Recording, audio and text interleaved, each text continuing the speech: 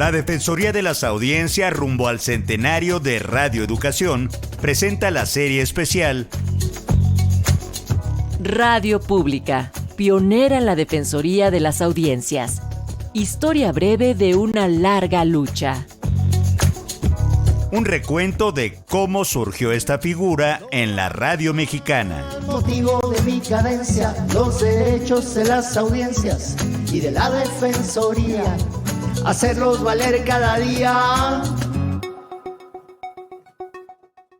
¿Qué tal? Muy buenas tardes a todas y a todos. Es un placer saludarlos en este programa especial de la Defensoría de las Audiencias de Radio Educación. Mi nombre es José Ángel Domínguez y me da mucho gusto saludar a mis compañeras y amigas, a Natalia Luna y a la Defensora de las Audiencias de Radio Educación, la maestra Ana Cecilia Terrazas. Natalia, ¿qué tal? ¿Qué tal, José Ángel, Ana Cecilia y audiencias que nos acompañan? Les damos la más cordial bienvenida a esta serie de especiales que en este espacio estamos realizando celebrando el centenario de Radio Educación. Y el día de hoy, en esta serie, pues estaremos platicando precisamente en el marco que Radio Educación ha sido pionera de las defensorías de las audiencias en radio. ¿No es así, Ana Cecilia? Claro, y además, el doctor invitado de hoy es el doctor Ernesto Villanueva, y es justamente él quien preside y tutela el primer espacio de Defensoría de las Audiencias en la radio mexicana, en la radio pública y en Radio Educación. Entonces, estamos de plácemes y de manteles largos con este programa especial hecho por la Defensoría de las Audiencias de Radio Educación actual, pero parte de Radio Educación. Y no vamos a dejar pasar la oportunidad de invitarlos a ponerse en contacto. El correo electrónico al que tienen que dirigirse es audienciasre@cultura.gov.mx. En Twitter nos encuentra como @audienciasre. En Facebook estamos como Defensoría de las Audiencias RE y hay un número en WhatsApp en el cual puede dejar un mensaje. Es el 55 12 33 29 15. Y bien decía Ana Cecilia, Ernesto Villanueva, el doctor Villanueva, fue nuestro primer defensor, Natalia. Y hay que decirle también a nuestras audiencias, si es que no conocen su largo currículum y su trabajo, que Ernesto Villanueva es licenciado en Derecho por la Universidad Autónoma Metropolitana, cuenta con una maestría en Neurociencias por la Universidad Europea Miguel de Cervantes y otra en Salud Mental por la Universidad de Valencia. Es doctor en Derecho por la Universidad Complutense de Madrid en convenio con la Universidad del Norte y tiene también el grado de doctor en Comunicación Pública por la Universidad de Navarra y el postdoctorado en Derecho de la Información por la Universidad Complutense de Madrid. Además, es investigador titular C definitivo por oposición en el Instituto de Investigaciones Jurídicas de la UNAM y es investigador nacional del Sistema Nacional de Investigadores del CONACYT nivel 3. Efectivamente, el doctor Villanueva es autor de más de 35 libros en torno a derecho de acceso a la información, a la rendición de cuentas, el combate a la corrupción, entre otros. Ha recibido muchas distinciones académicas, pero resaltamos el doctorado honoris causa en periodismo, otorgado por la Escuela de Periodismo Carlos Septién García. De igual modo, la Universidad Americana de Paraguay le confirió el grado de doctor honoris causa en Derecho y la Universidad Michoacana de San Nicolás de Hidalgo estableció la cátedra Ernesto Villanueva en Derecho de la Información. Nuestro invitado combina las tareas académicas con las del ejercicio profesional como abogado postulante en la firma de abogacía Villanueva Álvarez y Asociados, de la cual es socio director. Y por supuesto, pues es resumido, doctor, nos da muchísimo gusto que hayas tenido tiempo para conversar con las audiencias de esta radio que te aprecia y que seguramente es recíproco. Gracias, José Ángel, gracias a Ana Cecilia Terrazas, desde hace tantos años a los dos que los conozco y encantado de estar con ustedes. ¿Cómo fue, estimado doctor, cómo se gestó esta primera figura de la Defensoría de las Audiencias? ¿Cómo llegaste? ¿Cuál es la historia? ¿Quién te invitó? ¿Cómo se procesó esta construcción de defensoría antes de que estuviera en la ley? ¿Cuánto tiempo duró?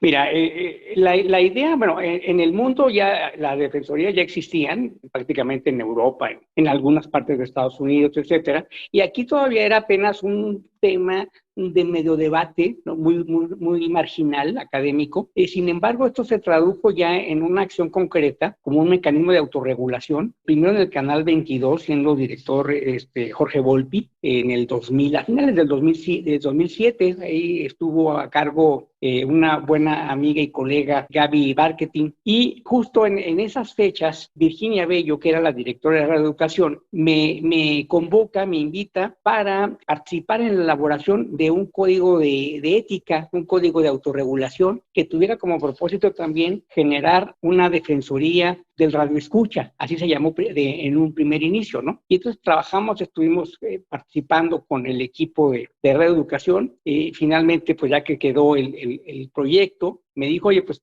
¿quieres tú participar? Le dije, bueno, sí, me encantaría, y así se dio. Esto fue en el año 2008 y empezamos a trabajar. Pues, primero tuvimos un programa semanal cuyo propósito era, primero, socializar el conocimiento de qué era una defensoría de radioescucha o de la audiencia, ya para utilizar el concepto actual. Segundo, la importancia. Y tercero, la recepción crítica de medios, que era una de las grandes asignaturas que había y que sigue existiendo todavía en México, pero había todavía en esa época, estamos hablando ya de algunos años, de manera más acentuada. Yo creo que ahí empezamos con este proyecto de trabajar del 2008. Posteriormente sale de ahí Virginia Bello y llega el maestro Antonio Muñoz Cota. Me ratifican, porque no había, estamos hablando de un mecanismo de autorregulación. No estaba en la ley, no habían tiempos establecidos, y de esa manera yo estuve del 2008 hasta el 2011. Y este fue, digamos, el tiempo que participé activamente ahí en Radio Educación como defensor de la audiencia.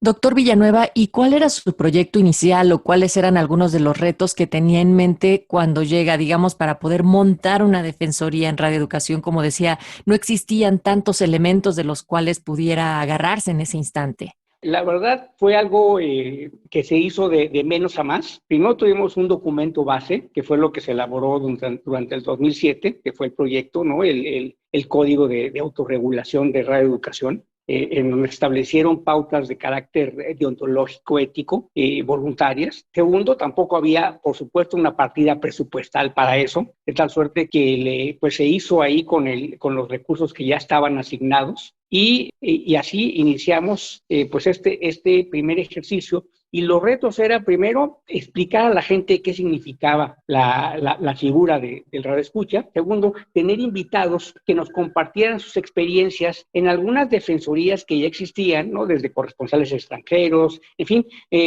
varias personas que estaban vinculadas, y nos comentaran sus experiencias. Tuvimos algunos invitados internacionales de Europa, de Sudamérica, en el caso concreto de Europa, de Alemania, en fin, para que nos platicaran cómo funcionaba. Yo creo que esto enriqueció bastante, tener clara la idea, y el reto era generar que la audiencia, recordemos que en aquel entonces Radio Educación solo tenía una AM, no es como el FM ahora, y aparte pues una audiencia ya fija, de gente acostumbrada ya con una cierta edad, acostumbrada a lo mismo. Entonces fue pues un aprendizaje.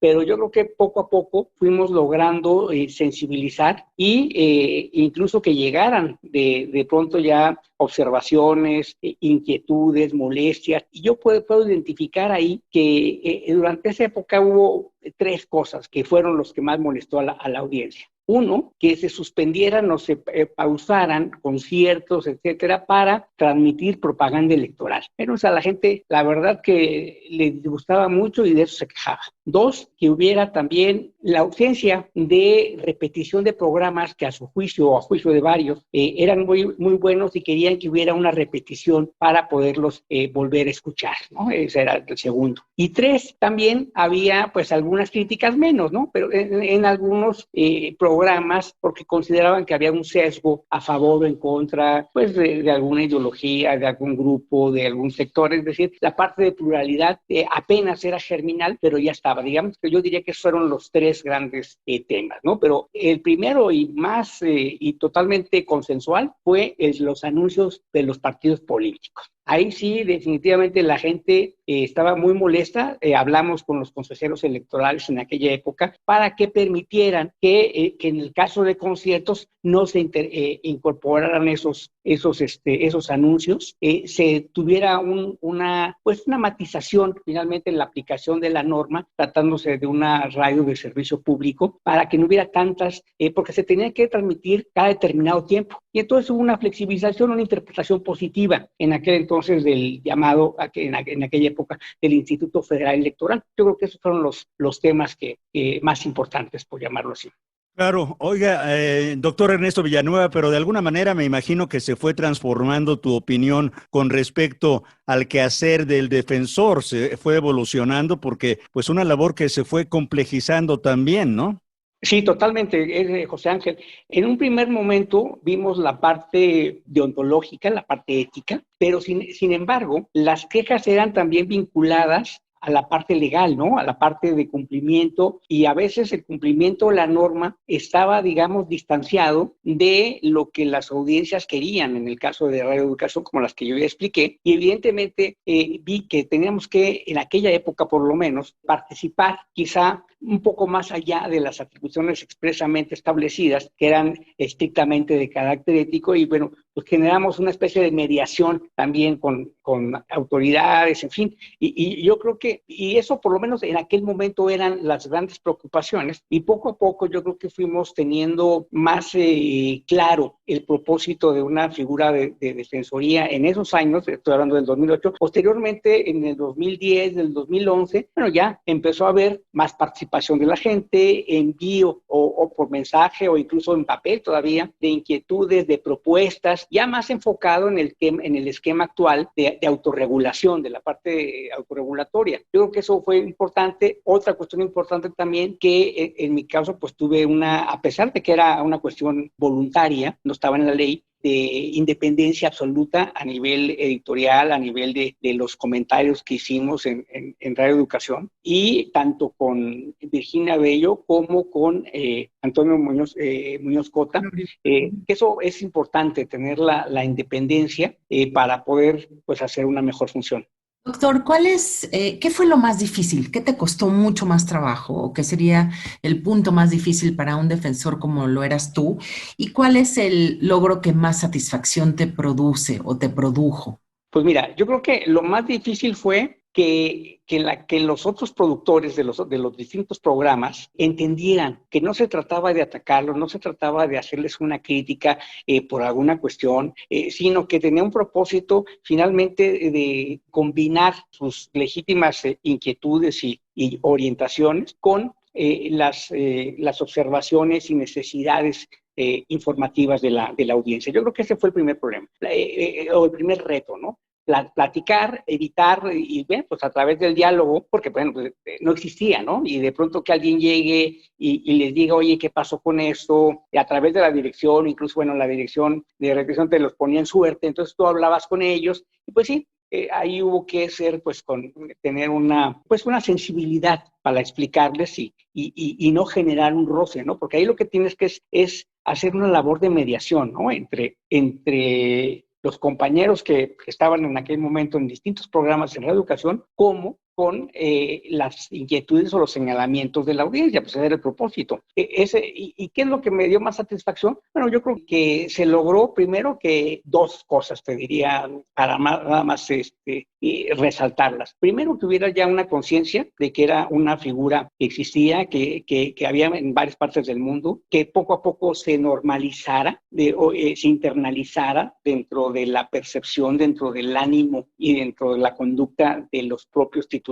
de programas, leyeran y observaran. Poco a poco fue un proceso de aproximaciones sucesivas, de ensayo y error, para ir observando pues las pautas deontológicas que en un primer momento se establecieron, ¿no? Que era pues la pluralidad, imparcialidad, bueno, las que tenemos ahora en la ley, digamos de manera general. Yo creo que eso fue un primer punto. Un segundo punto fue también la posibilidad de haber participado en que pudiéramos combinar la aplicación de la ley en temas como lo del INE y varias inquietudes con la audiencia a través del diálogo, no solo internamente con las autoridades de radioeducación, sino en apoyo, claro, por supuesto, con el apoyo de los dos directores en su momento, de la directora en aquel entonces, Virginia Bello, y de Antonio, con pues las autoridades correspondientes, ya sea Secretaría de Gobernación, que enviaba, que era importante ahí en aquel entonces, ¿no? Gobernación enviaba los anuncios de los partidos, pero incluso Gobernación le decía que era una responsabilidad del órgano electoral. Y entonces, bueno, hablamos con todos, yo creo que se logró un buen propósito de que sin violar la ley se interpretara de tal suerte que hubiera un ganar-ganar y que todo el mundo se sintiera atendido y se sintiera bien. Yo creo que esa es una labor de alguien que es titular de una defensoría, ¿no? Tratar de no polarizar, sino por el contrario buscar pues la armonía, el equilibrio, y creo que en buena medida se logró sembrar en un primer momento. Doctor Ernesto Villanueva, y con estas ambiciones y también con lo profesional que es usted y lo ha hecho durante toda su carrera, ¿aún así se quedó con algunas ganas de hacer algo o que hubiera hecho de manera diferente durante su periodo? Bueno, yo creo que sí, ¿no? Sin duda que primero una de las cuestiones de esta experiencia entre el 2008 y el 2011 surgió un libro que fue a la vez una especie de informe de labores y un esquema de la propuesta, también con un estudio general de hecho comparado, digamos de lo general a lo particular, fue esa obra que salió en el finales del 2011, y en aquella época yo señalaba que era importante que no fuera solo una iniciativa personal de los directores que estaban ahí, sino que esto se tradujera en normas jurídicas que le dieran certeza, que no hubiera caminos de regreso en esta institución. Y yo creo que se logró, y ahora, bueno, pues ya tiene ya un sustento, tiene una garantía de independencia, ya no queda solo al buen ánimo finalmente de quien esté a cargo de la dirección o sean los titulares de algún medio. Yo creo que esto se logró, ¿no? ¿Qué era lo que quedó a deber? Bueno, yo creo que se logró en buena medida, se dieron avances, pero quedaron el gran trabajo de ir socializando, porque esto no se hace en 1 o 2 años, de ir buscando que existiera y que se comprendiera el concepto también de recepción crítica de medios, que hubiera la cultura de señalamiento, de participación de las audiencias en este caso en radioeducación, con los distintos programas, porque en general era una gran apatía. Entonces yo creo que esto pues es una labor que quedó ahí, digamos, anotada, y que hubiera sido deseable que en otras circunstancias, con un marco jurídico adecuado y todo, se hubieran podido haber llevado más cosas que de alguna manera se intentaron, pero se pudieron haber desarrollado, no sé, seminarios, cursos, algún acuerdo con la CEP, es decir, se pudieron haber hecho más cosas, sin duda, pero esto fue, digamos, que un punto de partida, y hasta ahí yo lo dejaría. Y un punto de partida muy importante, porque esta figura prevalece y sigue activa, difundiéndose entre las audiencias, doctor Villanueva, pero en estos 10, 12 años las cosas han cambiado mucho en términos de comunicación y cuestiones sociales también, y celebramos que Radio Educación cumpla 100 años, ¿no? Y haya sido también la primera emisora en colocar un espacio como estos de la Defensoría de la atención a las audiencias. ¿Cuál es su opinión en torno a nuestra emisora, a Radio Educación, y este festejo? ¿Qué reflexión nos comparte? Sí, José Ángel, mira, yo creo que una cuestión que siempre he señalado en Radio Educación es que es y ha sido la primera emisora de radio pública en el sentido, digamos, moderno de la expresión, o sentido democrático, no medio oficial, en donde se da una cuestión paradójica.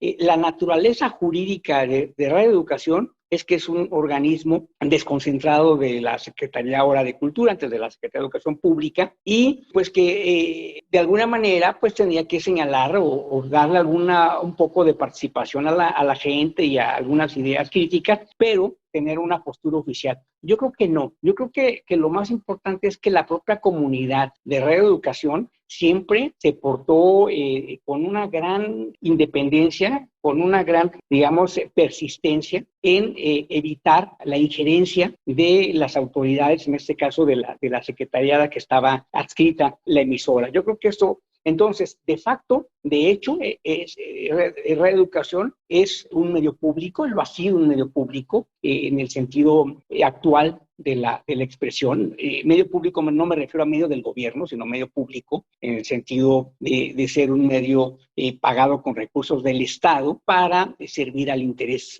público con imparcialidad, transparencia, equilibrio, etcétera, ¿no? Yo creo que eso es lo más importante que tiene Reeducación. Para mí es el capital más valioso, que es, por un lado, la persistencia de la comunidad que elabora, que hace los programas de reeducación, y segundo, también que se fue generando una audiencia exigente con determinados contenidos, que en el proceso en el que yo estuve viviendo, que cuando había algún sesgo, algún matiz, pues poco a poco vieron que había un camino, un canal para poderlo señalar. Eso es lo que yo destacaría.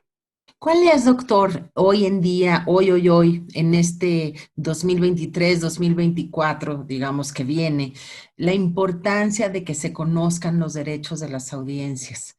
Yo creo que, mira, todavía, a pesar de que ya han pasado muchísimos años, la labor de recepción crítica de medios sigue siendo un tema de la agenda. En las escuelas de comunicación, en las carreras de periodismo, etcétera, pues no hay materias, y menos obviamente si no hay materias ahí, como tales, me refiero en su currícula escolar, su programa de estudios, pues menos los hay en los demás temas, ¿no? A pesar de que ya es un derecho fundamental que está establecido en la Constitución, pues no se ha traducido en una política pública y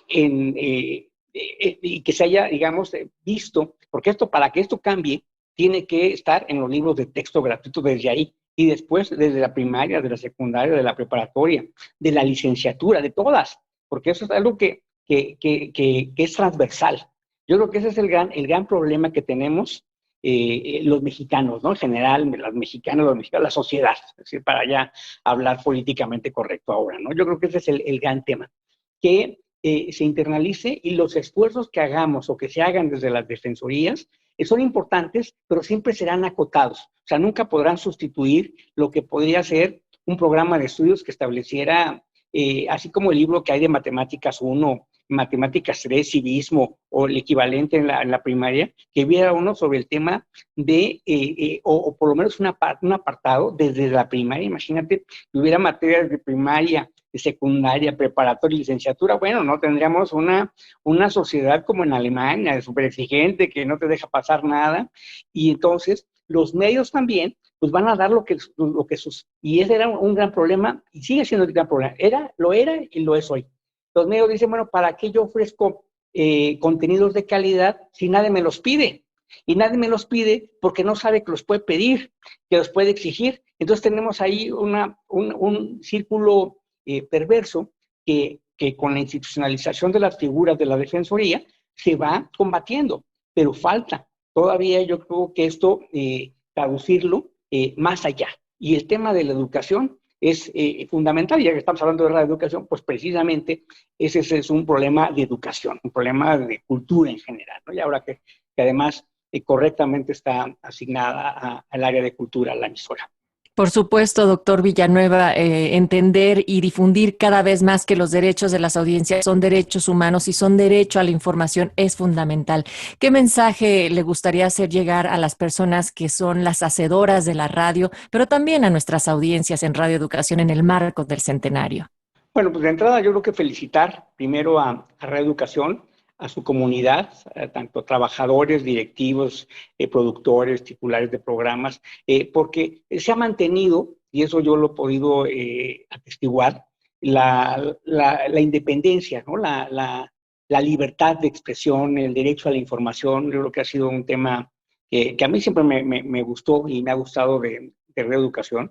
Creo que la audiencia ha ido ampliando su horizonte en el sentido tanto desde el origen de donde viene la audiencia, como las edades. En aquella época, pues teníamos una audiencia ya de una edad arriba de los 40 años, ¿no? Porque no había una FM. En aquel entonces había todavía el proceso de que si hubiera un permiso, una concesión, en aquel entonces un permiso, ¿no? Todavía no se llamaban concesiones, pero ahora una concesión en materia de FM. Yo creo que esto ha permitido a Radio Educación amplificar su audiencia, la llegada de sus contenidos, Y eso sin duda pues es enriquecedor y es un punto importante. Y además pues quiero felicitar a pues, qué bueno que esté Ana Cecilia Terrazas, a quien yo respeto y admiro profesionalmente y obviamente la quiero como amiga y todo, pero antes que nada mi reconocimiento profesional. Y es una persona pues que desde que yo la conozco, bueno, siempre ha sido, bueno, estuvo en la revista Proceso como reportera de cultura, pues tiene ya una visión crítica, ¿no? Y ha estado en los medios públicos, pero le ha puesto un sesgo de independencia. Yo creo que eso es muy positivo. Habla bien de la emisora tener un personaje con estas características porque le da credibilidad y ayuda al propósito que anima la creación de esta figura en la norma jurídica. Pues sí, efectivamente nos congratulamos de la presencia de nuestra defensora y de todas aquellas personas que han estado trabajando en este proyecto desde hace pues ya tantos años, maestro, este proyecto que tú iniciaste con un programa de radio que sobrevive a pesar de los pesares con Mari Carmen García, creo recordar que ella te acompañaba, ¿verdad? Mari Carmen García fue excelente, sí. En aquel momento cuando iniciamos, pues primero era quién, ¿no? ¿En dónde? Y ahí digamos que el apoyo fundamental de Mario Ledesma, que era el productor del programa, tuvimos a Mari Carmen García como co-conductora, con una gran habilidad, empatía, y yo creo que hicimos un buen equipo. Sí, la verdad que y todo el equipo que trabajaba junto con nosotros y con Mario Ledesma fueron, digamos, parte importante de que esto pudiera traducirse en acto, ¿no? Por favor, ¿qué me haces, doctor querido? Entonces, muchísimas gracias por tu participación. No, pues es la verdad no te agradece.